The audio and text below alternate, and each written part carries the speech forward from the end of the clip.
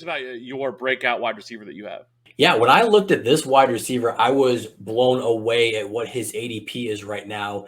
And it makes some sense because there's just a lot of unknown in Green Bay right now. I talked about it with AJ Dillon, how Devontae Adams exits in that wide receiver room. And now you just have this void of names that you've heard of, but they haven't been fantasy relevant for quite some time, right? We're talking about Alan Lazard, we're talking about Randall Cobb, Sammy Watkins, and now enter in rookie Christian Watson. But I think the guy that I've heard a lot of buzz about, and the guy that we saw have some success last year in this offensive system with Aaron Rodgers, is Alan Lazard. He's going all the way down at wide receiver 54. I feel like he could almost be put as a sleeper at that range. He hasn't shown up to mandatory minicamp right now because he's trying to dispute his restricted free agent tender. I don't think that lasts forever. Rodgers has already come out and said, hey, Lazard is our guy who's going to have to step up and become that number one since Devontae is gone. So if that's coming from Aaron Rodgers, who has experienced multiple years with Alan Lazard, Christian Watson's a rookie from the FCS level that is already raw to begin with as a prospect. Now we're talking about jumping from FCS to an NFL offense with Aaron Rodgers. I think that might take a little bit of time. Randall Cobb is 33. I get that the rapport's there, but there's not a high ceiling with Randall Cobb and the type of routes he's going to be running. And then we have Sammy Watkins, who really hasn't been fantasy relevant for quite some time. Sorry, Cody Kutzer, but he just hasn't been a guy that we can rely on. So that leaves Alan Lazard. And I know it's like, hey, that leaves Alan Lazard. He scored 8 touchdowns last year on 60 targets. I forgot about that until I started doing some more digging. This guy was a touchdown machine. And why did we like Devontae Adams so damn much? It's not because he was super efficient and he's catching long bombs and having 16 yards per catch. No, he had volume and he had touchdowns, and that's all he needs. So if you tell me Alan Lazard's going to get 18 to 20, maybe even 22% of the target share, oh, by the way, he had 8 touchdowns on 60 targets. Now we blow his targets up to 120-ish, around that mark. I definitely see double-digit touchdowns from Aaron Rodgers in his future. If he's the number one guy, like it sounds like Aaron Rodgers is telling him, I don't know. I just see wheels up, and wide receiver 54 is just bonkers to me. I think that's going to rise once he reports to camp. Once there is some buzz around him, he could be the number one while Christian Watson's kind of in the wing. But right now, because there's so much unknown in the wide receiver room, he's a massive discount. He's a massive breakout target that I think you guys need to be looking at later in drafts.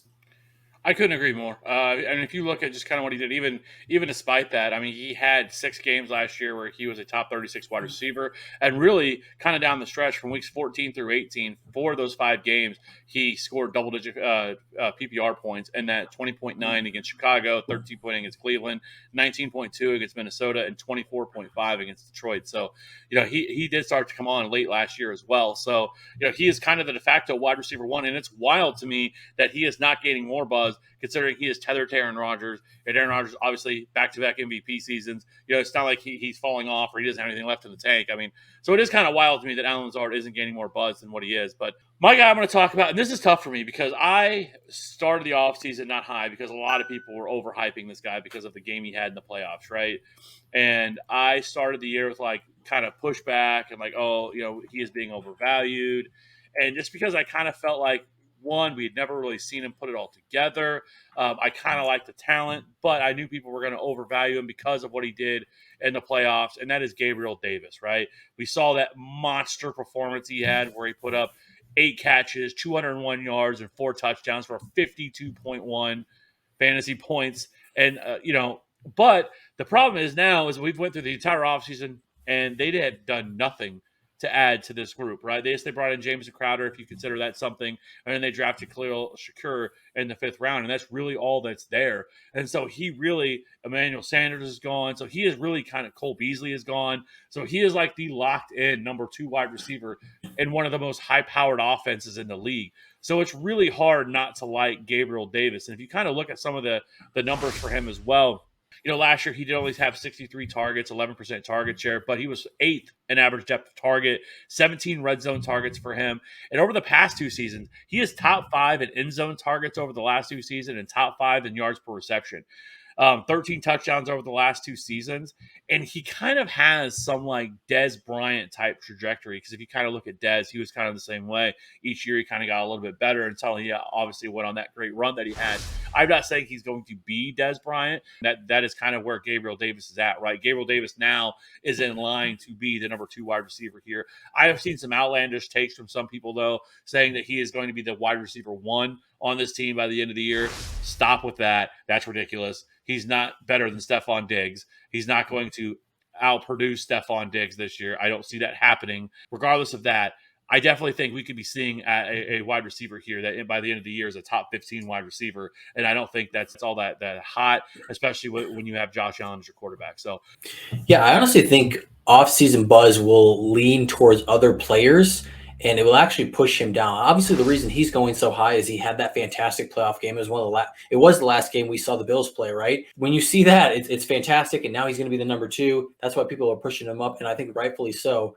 One thing I don't know if we really dug into, his targets were 62 his rookie year and 63 this last year. He has not gotten volume yet. He has not gotten any type of volume. Like that's wide receiver 3 on an offense that only passes 510 times. Like that's bad numbers. You're telling me we have a team that's probably going to be top 3 in passing attempts. They're going to throw it probably near 600 times with Josh Allen, who is a down the field thrower, and he has a fantastic touchdown rate the last 2 years. Like this guy had 7 touchdowns his rookie year, 6 touchdowns this last year on only 60 targets each season, 13 touchdowns on 120 targets. That's bonkers. And so I would say that doesn't keep pace, but that's fine because if he gets near 100 targets, he's still going to be near a double-digit guy. And especially because his yards per reception is 17.1 his rookie year, 15.7 the second year. Like he is getting down the field. So he's efficient with his targets and he's a touchdown threat. That's just what you want in a wide receiver going at wide receiver 30, right? What can I get at my wide receiver 3? Oh, I want a high ceiling. Tell me who's going to be better in that wide receiver range than Gabe Davis. I just think it's a fantastic value for him for what you can get. Sure, there's going to be some dud weeks, but you have that with all wide receivers. There's really not a higher ceiling for that level of player. totally agree. And I you want players tethered to good quarterbacks and a good team on high passing volume teams as well, right? So the volume is definitely going to be there for him. So I've come around on Gabe Davis. I push back a little bit because whenever everybody starts to hype up a certain player, especially after one game, I get a little bit hesitant because at one point he was actually going higher than that. So he's kind of fallen a little bit in terms of ADP. Yeah, and I'm looking here, Fantasy Pros ADP for PPR. He's down there at wide receiver 36. Like I said before, I think he just drops because you're going to start to see hype from like Allen Robinson with the Rams, right? Catching passes from Super Bowl champion Matt Stafford. You're going to see Juju, right? You're high on Juju. He's going to jump above him. He's below him right now. Rashad Bateman's below him. Rashad Bateman as the number 1 in Baltimore is going to jump above him. If Robert Woods is healthy, can he be the number 1 for Tennessee? Like Drake London, there's a lot of more flashier names right now than when you're like, hey, he caught 4 touchdowns in a playoff game that didn't matter to me in fantasy. That happened way back in January. Like people are going to start to lean towards all of these camp hype rookies, people getting healthy, people catching passes. Like I just think his value is going to get even better. So you're saying wide receiver 30. I'm saying wide receiver 36. I will transition to my final player here. I'm going to the tight end room. Yes, we talk tight ends here at TFA, and that's Cole Kmet. And I know it's no secret that everybody knows he didn't score any touchdowns last year, and there's going to be some regression there. And I think that's still important to state, right? He is going to have better touchdown luck than the 0 he caught on over 65 targets. So he's basically him and Darnell Mooney. I think you said it with Justin Fields, right? We have Darnell Mooney. We have David Montgomery catching some passes. I think he's a better pass catcher than some people give him credit for. And then we have Cole Kmet as that big red zone target, right? Darnell Mooney isn't a big target. David Montgomery isn't catching a ton of receiving touchdowns. Who's going to catch a lot of these? It's probably going to be Cole Kmet. And I think him being one of the only options, proven options for Justin Fields, I think he's also going to have a decent target share where he can get 80 to 85, maybe even 90 targets in this offense, which is really good for a tight end. He's going all the way down at tight end 15. So he's not even if you're drafting one tight end, you have 12 teams in the league. He might not even be drafted in some leagues. And I think this is a guy, if you want to punt on this position, take all these other guys, absolutely stack up running back, wide receiver, get your quarterback. You can snag Cole Kmet in one of your last rounds. And I think he's going to be a top 12 guy and flirt kind of with that top 8. I really think that top 7 or 8 is where you get some separation from just your, hey, did you get a touchdown with your 40 yards, right? I think he can be that guy that he maybe averages 40, 45 yards, but then he has 7-ish touchdowns, 8-ish touchdowns where he's actually setting himself up, maybe Dawson Knox like in that type of vein. And so I think Cole Kmet is really a underrated option that can be this breakout in his year 3. We haven't even talked about year 3, right? Year 3 is that breakout for tight end. We've seen it time and time again, and I think Cole Kmet is right there on the cusp. Yeah, I mean, he's going to be a guy that everybody's talking about this offseason. He's kind of Yep, been the go-to sleeper tight end, which I'm like, can we kind of stop calling him a sleeper? He's not a sleeper anymore, guys. Okay, he's a like breakout. everybody's talking about him. He's not a sleeper. But anyways, I do like him as an option. You know, I guess I'm all in on the Bears offense this offseason because I've hyped up Darnell Mooney, David Montgomery, Justin Fields. Like I'm just all in on Get the Bears apparently. get your season tickets for Soldier Field. You're Yeah, going to a bear game. down, baby, bear down. You know, Ryan Williams will love that. Anyways, I'm going to talk about my last guy so we can get out of here and wrap this thing up, and that is David Njoku. One, shockingly, I was not expecting to see a 4-year, $54 million contract coming for David Njoku, but I will say that this is excellent for David Njoku because they cut they cut Austin Hooper, so now it's just him and Harrison Bryant. And obviously, we know Deshaun Watson is going to be the quarterback there whenever that is. We don't know the extent of the suspension he's going to get. We'll probably find that out here. Probably, I would assume before training camp. I don't think they're going to let Deshaun Watson show up to training camp without knowing whatever suspension is coming for him. And so, you know, depending on whatever that is, you know, we will adjust from there. But David Njoku right now, tight end 18 off the board.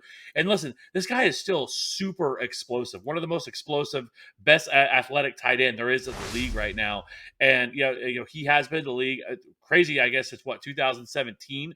I kind of forgot he's been in the league for that long, but he's never really truly broken out. But it's also one he's been in an offense that has always been, you know, with no quarterback or Baker Mayfield being at quarterback and a team that really wants to run the rock. But now you actually get a legit quarterback here with Deshaun Watson, pair him. You know, obviously Amari Cooper's there, but then there's a lot of unknowns past these guys. And so, you know, David Njoku last year, 53 targets, 11% target share. He was only 25th in routes run. 36 receptions, 475 yards, 4 touchdowns. He did have that monster game, I think, where he had over 100 yards and a couple touchdowns last year for like 27 fantasy points.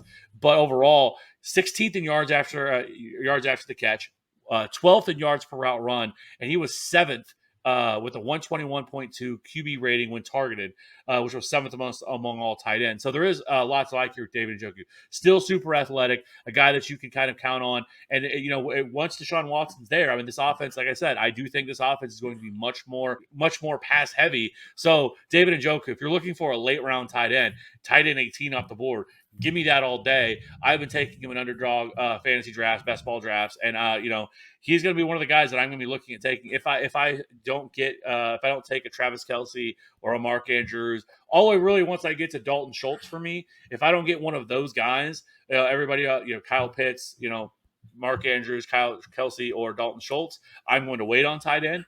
And I'm going to take David Njoku and see how this thing works out because the talent, the athleticism is 100% still there. Sometimes it takes these guys a little bit longer to put it all together. We kind of saw a little flash of it, I think, his second year in the league. But I think he puts it all together this year. Give me David Njoku as a breakout guy this year. And he's going to finish the top 12 tight end. I have him at 11 right now in my rankings. Yeah, I really like that because I think the big conversation right now that we're all fixating on, and properly so, is Deshaun Watson going to be that quarterback? And if so, how many games, right?